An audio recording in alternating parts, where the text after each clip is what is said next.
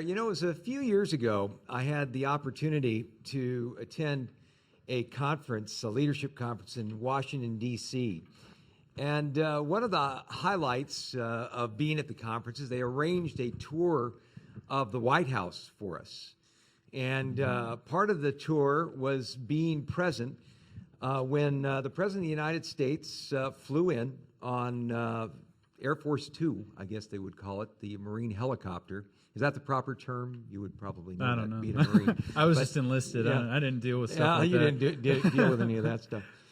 But, you know, the fascinating thing about it was seeing the incredible security that was there at the White House. We're standing around in front of these, you know, yellow ropes, but in front of us there were spaced out these Secret Service agents, and, you know, they had the earphones, and they're looking around, and the sunglasses, so you couldn't really see if they were looking at you in the eye or not.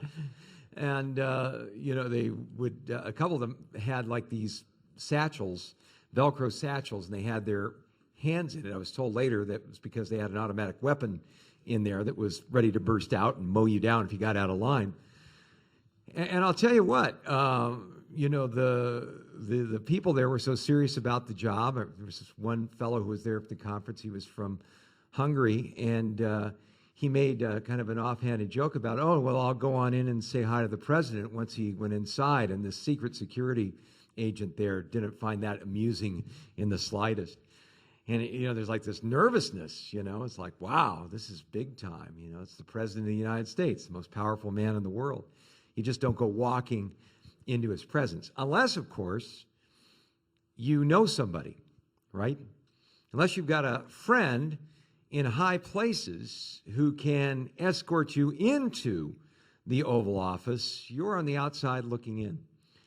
And you know, if you were with us in our study in the book of Hebrews chapter 7, you know, we could call this study tonight your ultimate friend in high places, because what we're going to explore tonight is how Jesus functions even right now as that individual that escorts us not into the palace of a monarch, not into the Oval Office of a president, but into the very presence of God himself through his ministry. And we're going to discover in Hebrews chapter 7 some really wonderful insights and illustrations.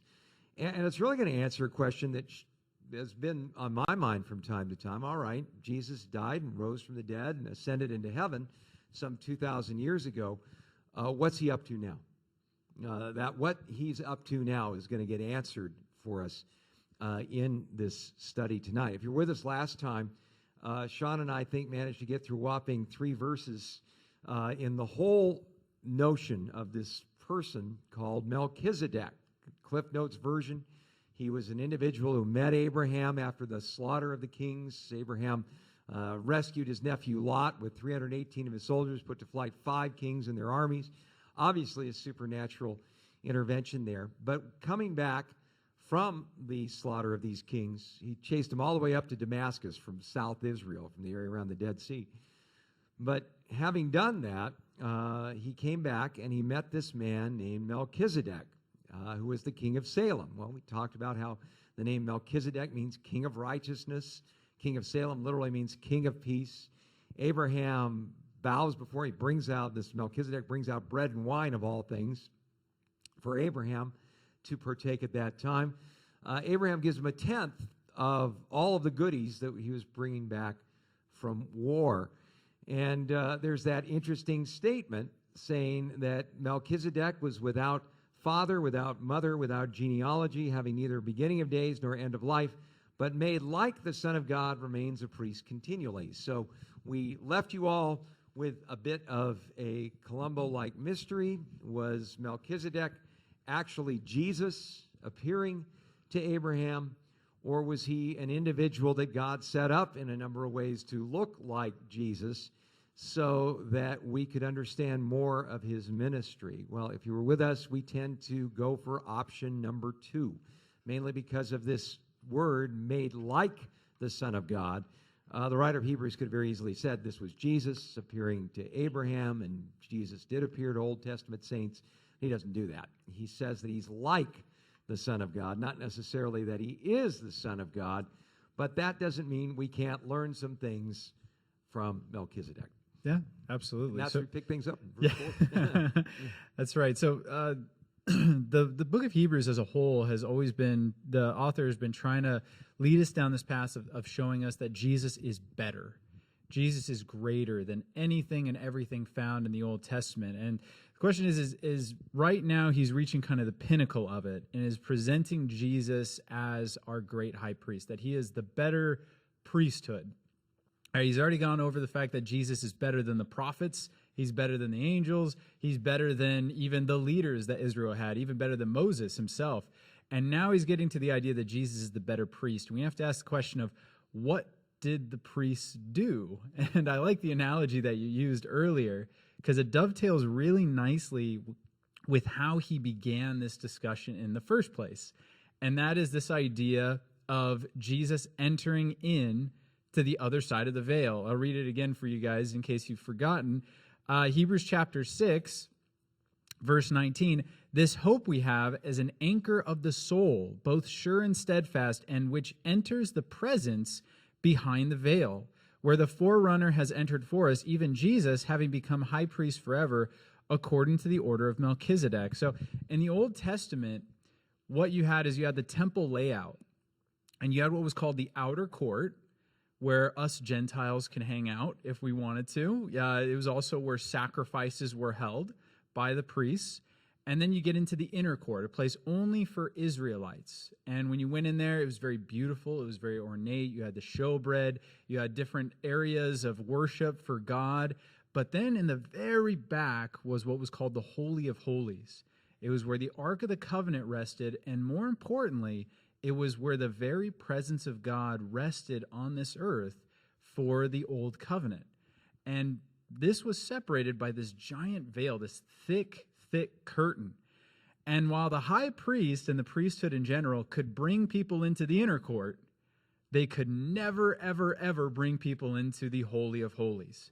Only the high priest could go there once a year to offer the blood of a spotless lamb on Yom Kippur, the Day of Atonement. And even then, he had to do it in a little bit of uncertainty for his life, because if he got something wrong, he was going to perish, because God is holy, God is righteous, and we are not. And so this priest would offer this offering to keep the presence of God there, and he could bring the people near, but he couldn't bring them all the way. And what the author of Hebrews is going to try to explain in this section is how Jesus can bring us not just near to God, he can bring us right to God, and he could actually have God come right into us. So, and this is where we get the idea of him being the king of righteousness. The priests were righteous. Jesus is the king of righteousness. He is completely just and holy in all that he does and in his character, and he is the only one acceptable in the eyes of God. He is also the king of peace. Peace in the Old Testament was this idea of unity or harmony. Jesus has come to bring us with peace with God, and he is eternal, giving him an eternal presence to always, and we'll talk about this, probably not this week, but we'll talk about this idea later on of how he continues forever to draw us into the very presence of God. But in verse 4, he kind of continues this argument of why this whole idea of Melchizedek is so important, especially for the Jews, but also for us as new believers today. So verse 4 says this, "Now consider how great this man was," talking about Melchizedek still, "to whom even the patriarch Abraham gave a tenth of the spoils. And indeed, those who are of the sons of Levi, who receive the priesthood, have a commandment to receive tithes from the people according to the law, that is, from their brethren, though they have come from the loins of Abraham, but he whose genealogy is not derived from them received tithes from Abraham and blessed him who had the promises. Now beyond all contradiction, the lesser is blessed by the better. Here mortal men receive tithes, but there he receives them, of whom it is witnessed that he lives. Even Levi, who receives tithes, paid tithes through Abraham, so to speak, for he was still in the loins of his father when Melchizedek met him." Wow. Yeah. Absolutely. So this is kind of another interesting point. What point is he trying to make here? Well, he's giving us an incredible compare and contrast, if you will, why Jesus could in fact be this priest. Now, when we hear the word priest, we hang out in Christian circles. Maybe you've come from a Roman Catholic background, you just tend to think, well, that's part of the furniture, just priests, it's no big deal. But to the Jewish people, it was a big deal. For instance, when the Jews returned from their exile in Babylon, in the book of Nehemiah, there were individuals who wanted to serve as priests, but they didn't have their genealogical papers in order. And so they couldn't serve as priests. This idea of anyone serving as a priest just because they wanted to, no matter what role they were in, was something that was an incredibly sensitive issue to the average Jewish person, because they had two examples of people who had no credentials being priests trying to act like priests in their history. One of them was King Saul, you might remember. King Saul was told by the priest, by Samuel, to wait for him and offer a sacrifice when he got there. Well, Saul's getting nervous, and he's waiting, and Samuel's late, and the people are starting to scatter. So he goes, just bring the sacrifice over here, and I'll go ahead and do it. And he does it, and then immediately Samuel shows up and reads him the riot act about that, and that was part of Saul's downfall. Another interesting character that got a little too big for his britches spiritually, a very interesting guy by the name of Uzziah. In the book of 2 Chronicles, chapter 26, you can read about him, but I'll give you the Cliff Notes version. Uzziah was followed the Lord early in his youth. God delivered the enemies of Israel into his hands supernaturally. But as he got older, he started depending more upon his alliances, more upon his military expertise, and less on the Lord. He started taking things into his own hands. And so it kind of built to this place where Uzziah decided, well, you know what? I want to go in and offer incense in the temple. And he went, and the priests were like, whoa, man, you can't do that. You're from the tribe of Judah. You got to be from the tribe of Levi to do this. And he goes, get out of my way. And as he did that, suddenly leprosy comes on the guy. Well, nobody missed the object lesson. You don't just sign up to be a priest because your career counselor in high school had you fill out a form, and they say, well, we see your aptitude there. You'd make a very good priest. No, you had to have the genealogical act together, so to speak. And so the writer of Hebrews is addressing a key issue in the mind of the Jewish people. He is trying to show them that Jesus did have all the qualifications necessary to be this high priest. And he does so by showing that Jesus is a high priest on the level with this man Melchizedek, who we run into in Genesis 14. As we see in this passage, Levi wasn't a twinkle in his mama's eye at this particular point. Talks about how he's in Abraham's loins, so to speak. He was going to be an offspring of Abraham, but he hadn't come on the scene quite yet. This individual is not connected genealogically to Israel. He has not gone through any of the rabbinical schools. He doesn't have the recommends. He just knows God. And God recognizes this man's priesthood. How do we know this? Because Abraham did. Abraham did on such a level that we are told in our passage tonight that Abraham gave a tenth of the spoils to him. Now, when we hear the word spoils, we tend to think of spoiled, And I'll tell you, when I was in my bachelor days, I had a lot of encounters with things that were spoiled, expiration dates were things I think about later on, and, pour out the milk and the clear liquid comes out and then the glop goes into your cereal, and that's spoiled stuff. But the word spoiled there in the original language carries the idea of being at the top. That's literally what it means in Hebrew. It's the best of the best. It wasn't like Abraham said, I got a bunch of stuff. We'll give him some of the remnants here, some of the leftovers, if you will. No, he gives to this priest a tenth of the spoils. And notice it says, indeed, those who are of the sons of Levi who receive the priesthood have a commandment to receive tithes from the people according to the law. That is their brethren, though they come from the loins of Abraham. But he whose genealogy is not derived from them received tithes from Abraham and blessed him who had the promise. Now notice an interesting detail here. Why did the people of Israel give tithes? Now, hung around church for any length of time, watch Christian TV for any length of time, you get familiar with the word tithe, right? It literally means a tenth.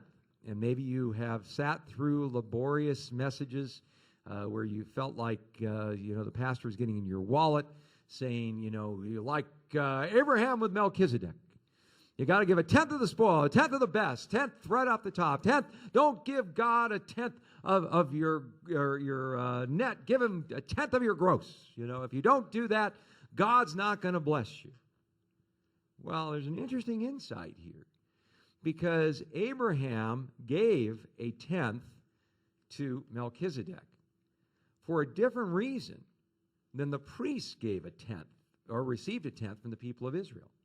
They were commanded to give a tenth. It was not optional. Tithing in the Old Testament under the law of Moses, even going to the famous book of Malachi. Maybe you've had this one used as a blunt instrument to beat you upside the head. You're cursed with a curse because you're not giving a tenth. Bring the whole tithe in the store. See if I'll bless you, and all the wonderful stuff is going to happen to you if you give a tenth. And if you don't, you're going to be cursed. Now, I've seen a lot of people badgered into giving 10% of their income because they go, man, if I don't give 10% of my income, I'm going to be cursed. Man, my warranty's going to expire, and then, my refrigerator's going to blow up. I'm going to get a friendly note saying a member of the IRS would like the pleasure of your company downtown. I mean, everything's going to fall apart for me if I don't give a tenth of my income. Not 9.9. You got to give the whole tenth of your income. Otherwise, you're going to be cursed with a curse. Well, notice something. When Abraham gave to Melchizedek, he didn't do so under the threat of a curse. He didn't do so because he was instructed by a form of spiritual income tax. He gave it willingly, hilariously, luxuriously, the best of the best, right? Not because it was a got to, but because it was a get to. And this is a little bit of a departure, but I think it bears repeating. Because is it bad to give 10% of your income to God? No, not bad at all. If you're like me and, you tend to be systematic and a creature of habit, I hope all of you, I hope every single one of you out there has a budget. That you sit down and you look at what your income is, you look at what your responsibilities are, and you live within your means. If you don't do that, you're not being a good steward of the things that God has given to you. And if you're not a good steward, you're not faithful a little, how can God bless you with more? And there's a lot of people, I think, that are kind of in God's woodshed, if you will, not under his curse, but he's going to discipline you until you get to a point where you're faithful with material things. Because if you're not faithful, as Jesus said, with the filthy lucre, the treasure of this world, how are you going to be entrusted with real treasure, spiritual treasure? So I hope that each and every one of you has a budget out there. And if you don't know how to budget, if you've never sat down and worked that through, please get in touch with us. We've got some wonderful deacons in our church who would love to sit down with you and go over how you can make a financial plan, how you can honor God in these things. But understand, this idea of giving, although it's an important thing in God's economy, Old Testament giving was that form of spiritual income tax. And if you didn't give, God, because the law of Moses worked, if you do these things, I'll bless you. If you don't do these things, I'll curse you. That's how it worked. But our relationship with God, especially as far as giving goes, nothing wrong with giving a tenth of your income. In fact, I think it's a really good thing to shoot for. And if you do have a budget, you do have a way of breaking down what your finances are, it's really a great thing, just right off the top, to have a category. Okay, I'm going to give to God 10%. I'm going to set aside 10%. I'm going to give it to the Lord. I'm going to give it to support, say, the work of this church. I'm going to give it to support missions works. I'm going to give it to support godly causes. I'm going to pray, and I'm going to ask the Lord maybe even to come alongside and help a brother or sister who's hurting financially, be able to help them out. All those things are worthy ways of dealing with that tenth, that tithe. But, it's like the old saw. If you aim at nothing, you'll always hit it. There's so many of us who go, oh, yeah, it'd be a good idea if I gave to God, and I'm sure I'll get around to that next month. Because this month, this and this and this happened. Our finances, are excellent servants, but they're poor masters. And there's so many people that are just frustrated financially because they aren't being good stewards of the resources that God has for you. So if you're like me and you're a creature of habit, you're kind of systematic, sit down, figure out what your input is, your credits, and then figure out what your debits are, but always include in that something you can do to give to the Lord. Now, does it have to be 10%? No, not necessarily. It's a great guideline. It's something to shoot for. But the reason I say it's a guideline is because in 2 Corinthians chapter 9, we're told what Christian giving and God's standard for Christian giving is all about. In verse 7, we're told, so let each one give as he purposes in his heart, not grudgingly or of necessity, for God loves a cheerful giver. Now, the reason I say a tithe is a great guideline is this. There are some people who get into this 10% thing, and they go, okay, I gave my 10%, I'm off the hook. I don't have to worry about giving anything else. I did my duty, so to speak.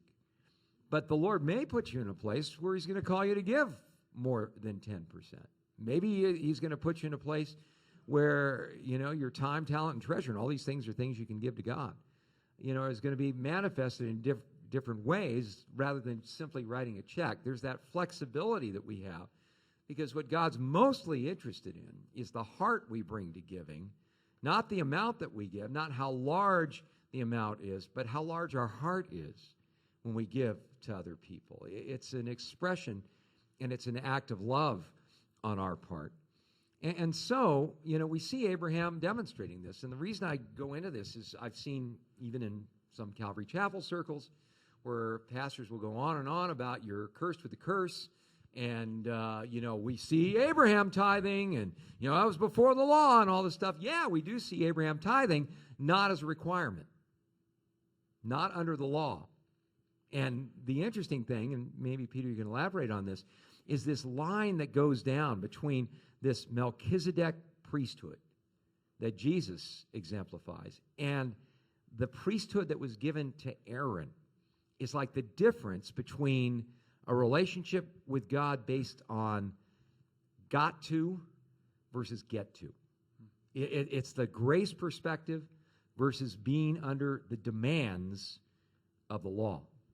Yeah, and interestingly, and I heard a pastor put it this way, which I never really thought of, and he said he was preaching this idea of grace, that we're not under the law, we're under grace.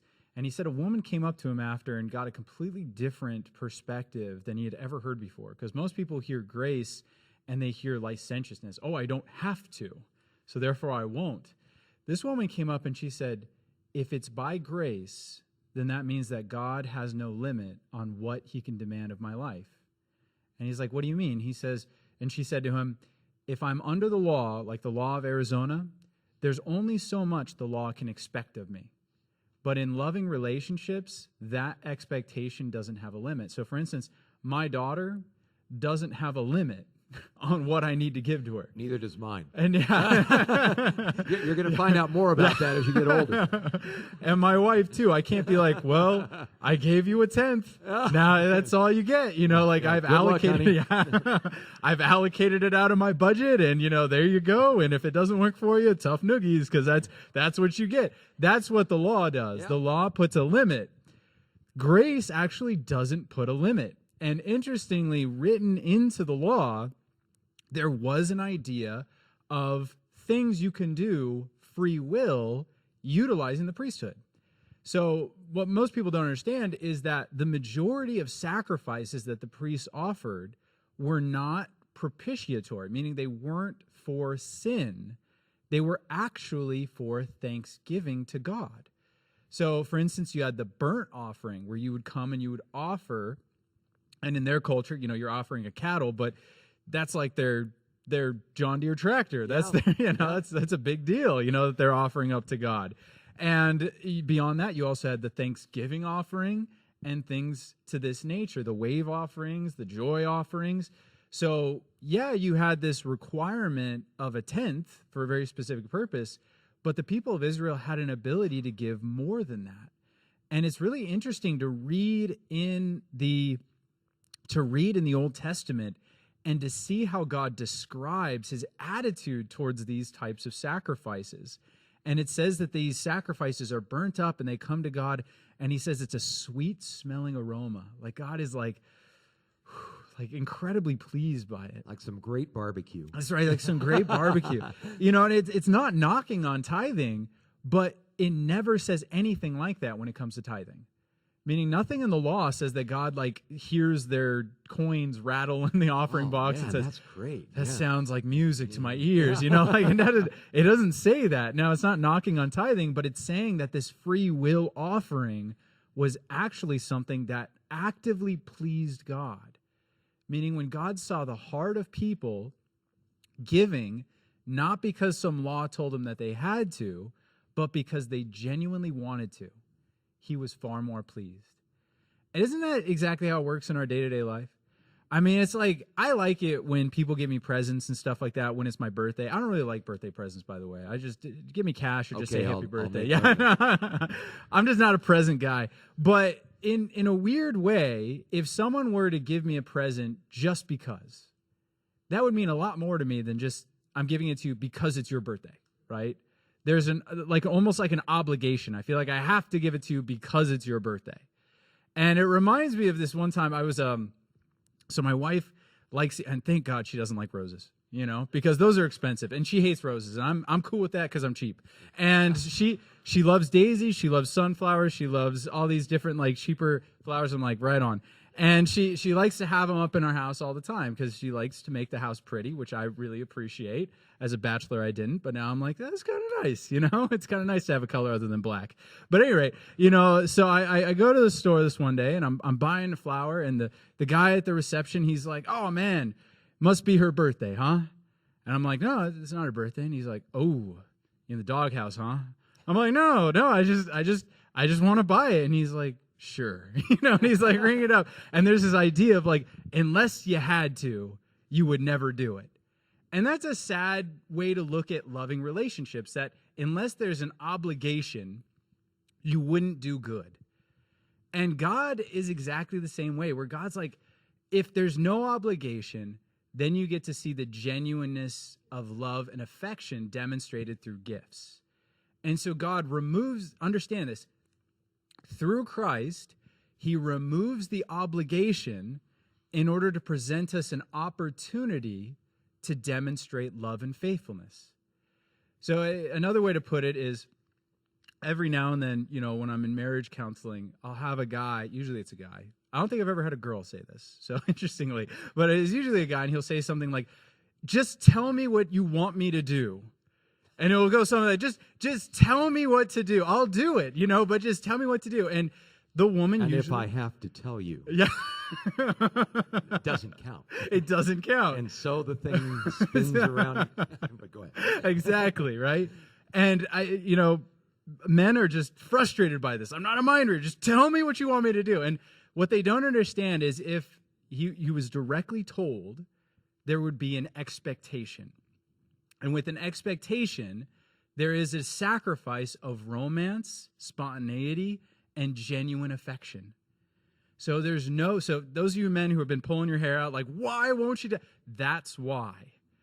It's your job to figure it out. And by the way, if you're a guy and you're like, that's not fair, did you know that's like one of your only jobs as a husband given to you in the Bible? No joke. 1 Peter 3, verse 7. Husbands, dwell with your wives with understanding, giving honor to her as to the weaker vessel, So I've had so many men come to me and say, I don't understand women. Well, that's like your only job.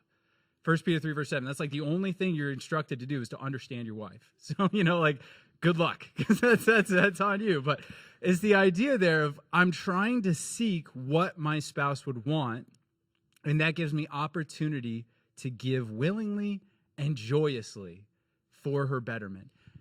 And the same thing applies to our walk with God. Yeah. When, we fall into this kind of Hallmark card sort of like obligation thing in terms of our relationships that you described. Oh boy, here comes another one of these ads. Yeah, I better go to Jarrett because there's another one of these occasions coming up where you got to... And as soon as you see these things, there's kind of this heaviness because it's like you're dodging a bullet, right? If I don't make her happy on this day, then it's all over. And the reason it becomes such a drag is, like you say, all the spontaneity, all the joy, all the excitement, all the surprise comes out of it, and it's just going through the motions. Well, when we see Abraham dealing with Melchizedek, right? Melchizedek brings out bread and wine, right? Abraham's got no clue what the bread and wine symbolize. Okay, maybe Melchizedek explains some of that to him, because obviously Abraham understood something about laying down his only begotten son, the one he loves, and that he was going to raise him up again if that was necessary. So maybe Abraham knew more than we give him credit for. But the interesting thing in all of this is that Abraham doesn't do this because there's a series of thou shalts. Or, oh, well, what do you do after you come back and with 318 men you rout the armies of 5 nations, right? Well, of course, it's here in the book. You find the guy in Jerusalem and the high priest, and you do this and this and this. No, this is completely spontaneous. This is completely an exercise of the heart. And it's really interesting how, the writer of Hebrews includes this bombshell in here, where it says, now beyond all contradiction, the lesser is blessed by the better. Melchizedek blesses Abraham. Now, does that mean that Melchizedek is a better human being than Abraham? He's some sort of super Mongo, high advanced kind of super creature? No, it just means, in a sense, that Melchizedek had a better relationship with God, a greater understanding of who God was than Abraham did at that point. And I offer as proof positive the fact that he brought out bread and wine. I mean, these symbols, this foreshadowing of communion and the sacrifice that Messiah would one day offer to all this. Remember, Abraham, he's lived most of his life in Ur of the Chaldees. They were thoroughgoing idolaters, and God had to get his attention. His father, Terah, was an idolater. He'd come from all this background of superstition. God shows him a brand new way of doing things. So he's a guy in process. And we see him make mistakes like a guy in process in his life. But here he comes, this Melchizedek guy. And this guy understood what the righteousness of God was all about. He's the king of righteousness, that we're right with God, not because of what we do for God, but because of his mercy on us. He's the king of Salem. He has this peace-based relationship with God where it's like no sweat, no strain. Man, Lord, it's just great and awesome walking with you. There's no distance between us.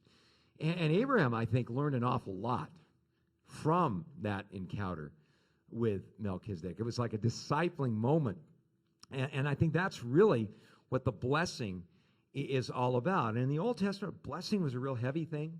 It wasn't just, I'm going to pray for you and you're going to win the Publishers Clearinghouse next week. Now, if you were blessed, you were given not just the lion's share of the inheritance in the family. You were not just given the position of, say, the executor of the will and the one who would take the place of the patriarch of the family when he died. You were also given the role of being the spiritual leader over the family. And I mean, take that understanding and apply it to the story of Jacob and Esau, and you'll see just how important that spiritual dimension was in who got the blessing and who didn't, and what that blessing ended up doing to Jacob. Another whole Bible study. But understand something. What the writer of Hebrews is saying is, I know you guys are all hung up on the fact that Jesus is a son of David. Because he's a son of David, he comes from the tribe of Judah. The last time a king or a guy from the tribe of Judah tried to act like a priest It was Uzziah, and it didn't work out real well. Now, here's the deal. There's another priesthood, and there has always been.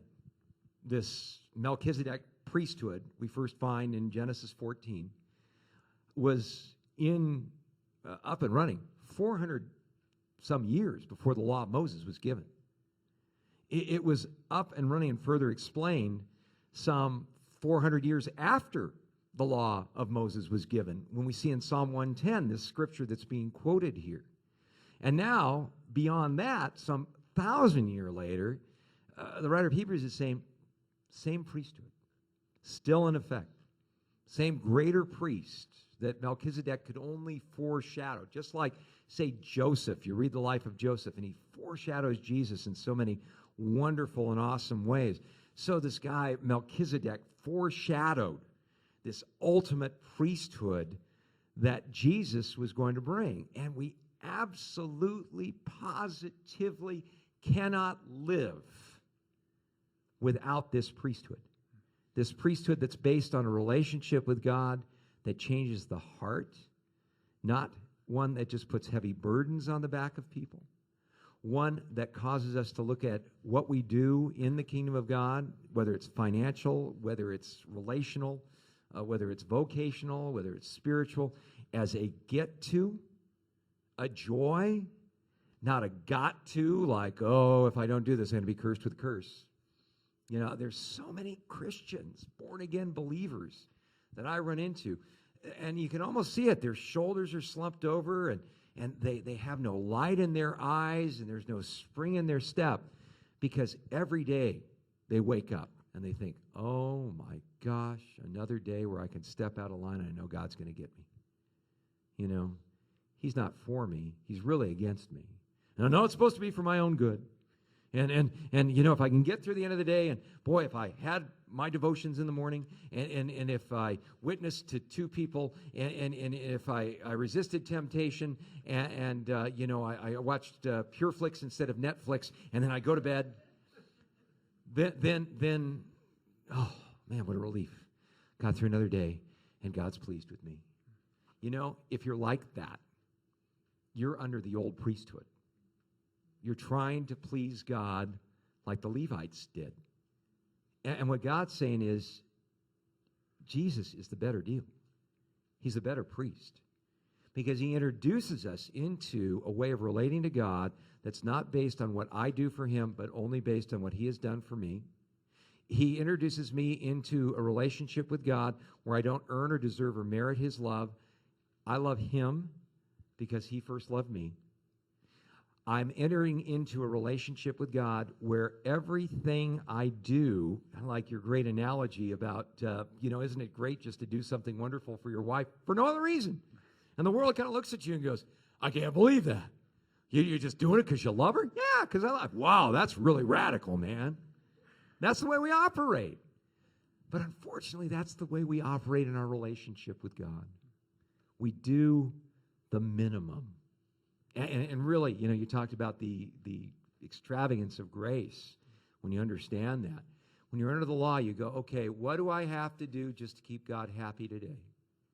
And I'll do that, and then hopefully I'll be able to sleep well at night knowing that a lightning bolt won't get me before morning.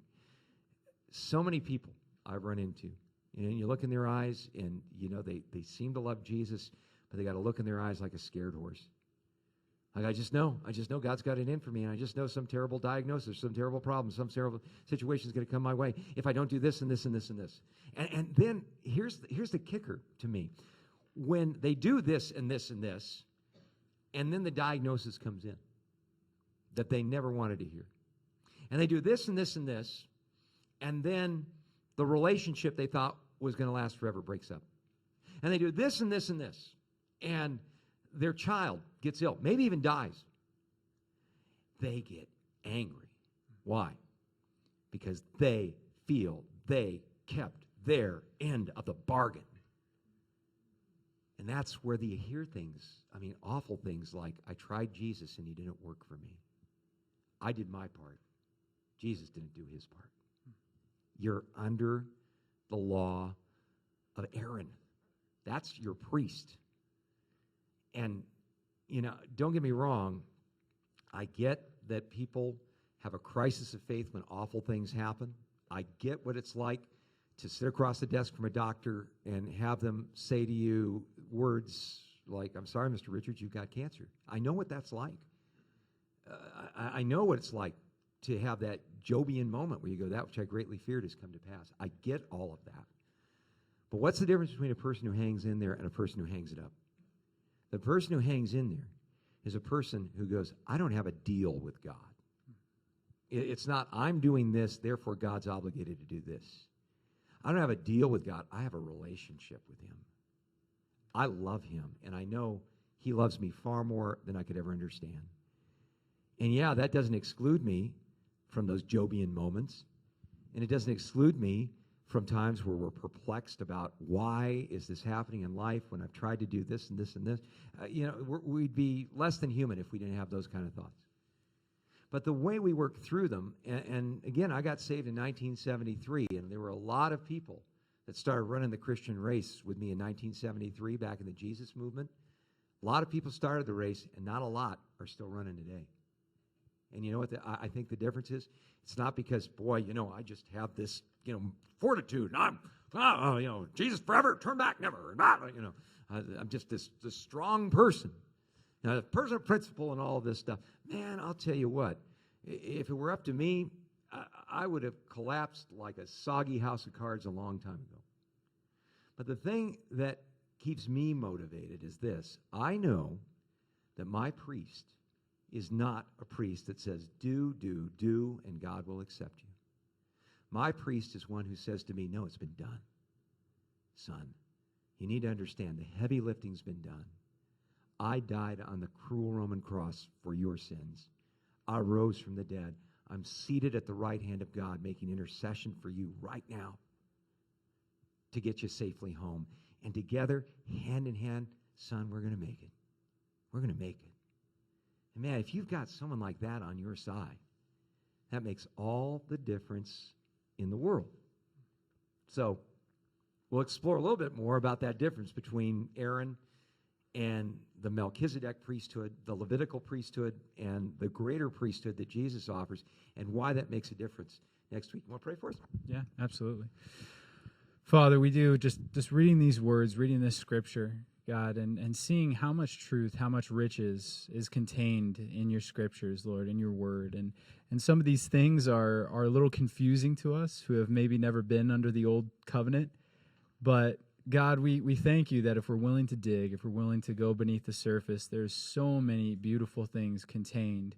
And so, God, I pray that we would never be lazy. We would never be those people who don't go in and start doing the study, start doing the research to be able to receive those amazing truths from you, God.